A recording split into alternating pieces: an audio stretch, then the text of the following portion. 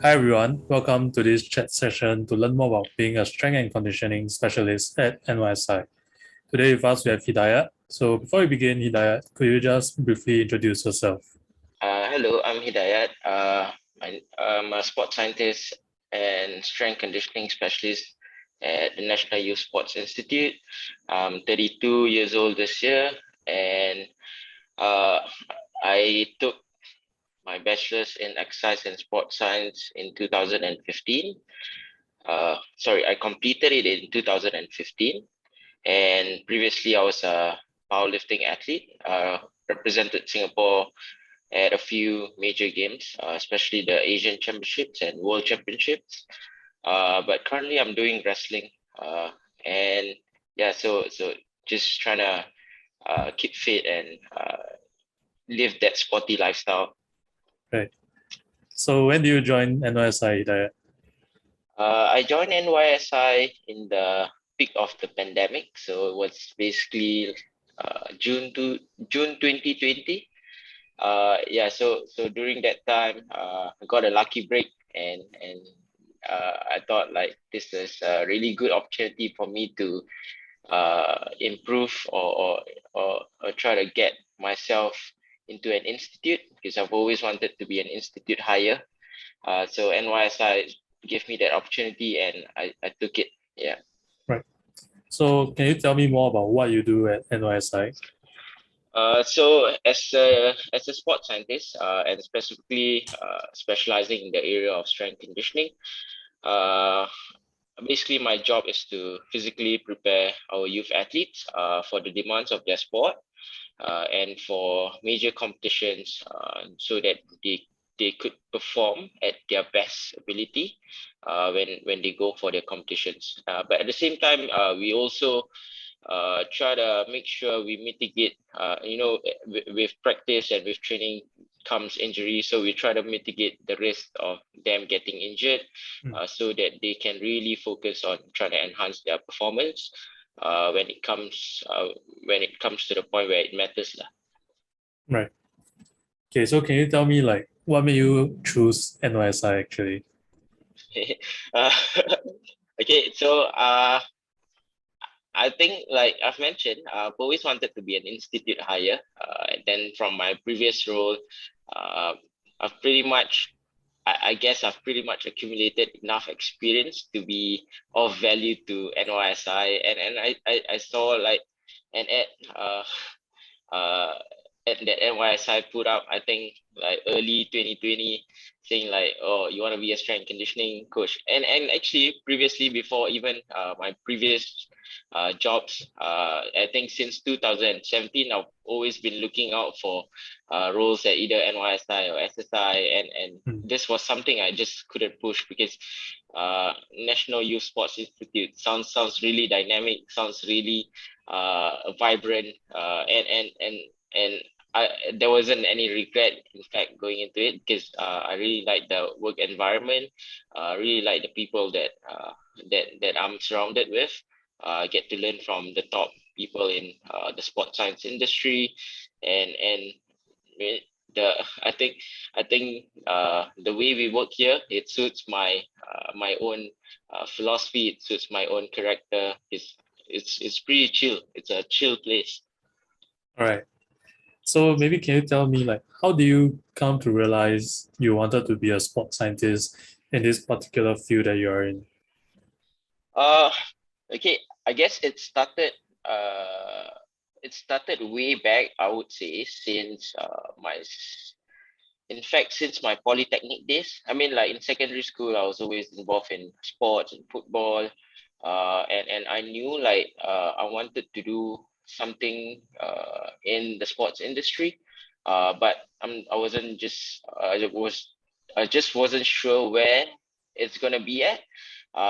So I just took my opportunities, just took my chances as I go along. So I started off as a coach, as a fitness trainer. Then I got a position at my previous role as a strength conditioning coach, and now there was a job, and then there was a job on offer at NYSI as a sports scientist. I thought like this could be something I really want to do, because as a strength conditioning coach, you probably only deal more with the training aspects of it. But as a sports scientist, it could be more holistic in that sense. So you deal with data, you deal with the testing bit of it. So the works just get more interesting from there. I mean, like, there are many definitions to being a strength conditioning coach or sports scientist, but to me, like, it was a progression. Being a sports scientist, it was a progression, and I get to experience a lot more factors, a lot more job, as in a lot more different dynamics of working in the behind the scenes part of the sports. Right. So maybe can you share with us what was the path you took to get to where you are today? Yeah, so I started off as a personal trainer, fitness trainer, personal trainer at a private facility. So I was there so I was in that space for about 4 years, I would say, 4 or 5 years. And at the same time, I was also a head coach for the Singapore para powerlifting team. So I was working with disabled athletes. And at the same time, I was also an athlete, a powerlifting athlete. So I guess that kind of built the foundation. And basically, like, during those times, I went out networking, meeting new people, and getting myself recognized in Sports Singapore, in Singapore Sports Institute. And then my breakthrough came when I get a job offer with the Football Association of Singapore. So I was there as a strength conditioning coach. Same, I met more people who actually helped develop my career pathway, who actually introduced me to further, as in more new people who could be of value to me as I move along the industry. And then the opportunity, like I mentioned, at NYSI came up, and I couldn't refuse it, because I've always, like I said, I've always wanted to be an institute hire, and this could probably help me to solidify my profile. So everything was, in fact, I would say, like, casually planned out in my head.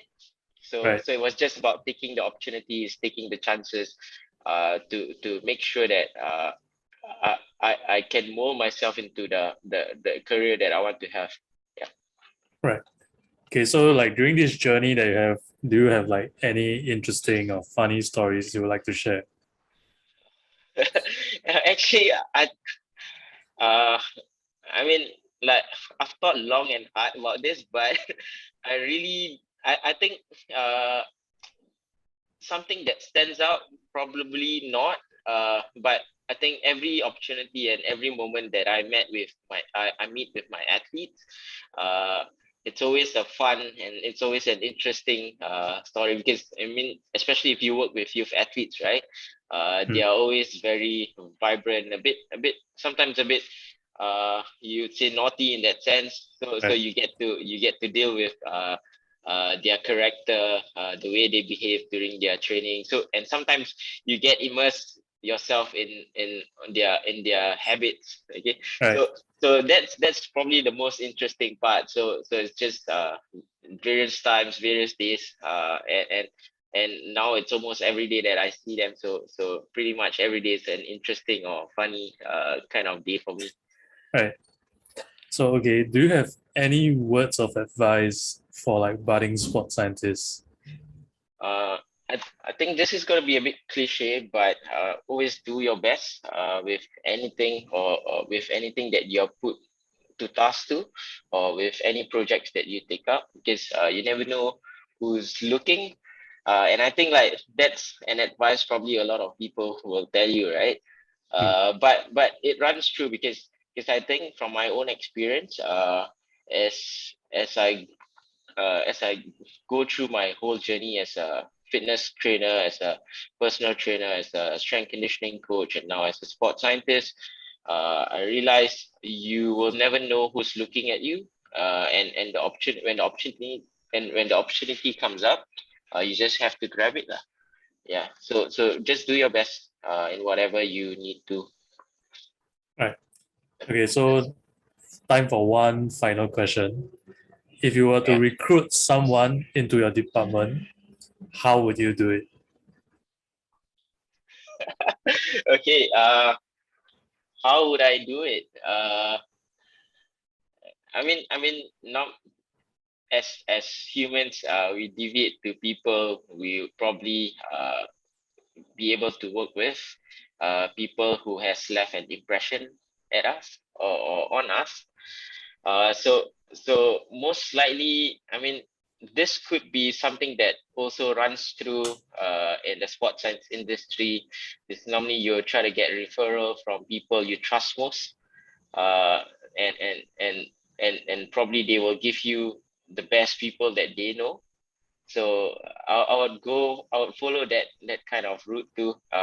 You always want to work with people you trust with the most, people who can bring that dynamism, that fun in your whole department. So that's something I would look out for. And also because someone who fits into the work culture is that NYSI, we are pretty much vibrant, dynamic. Hmm. So we want someone who's maybe not outgoing, but someone who can probably have a decent chat with, probably have their own character, but who's pleasant.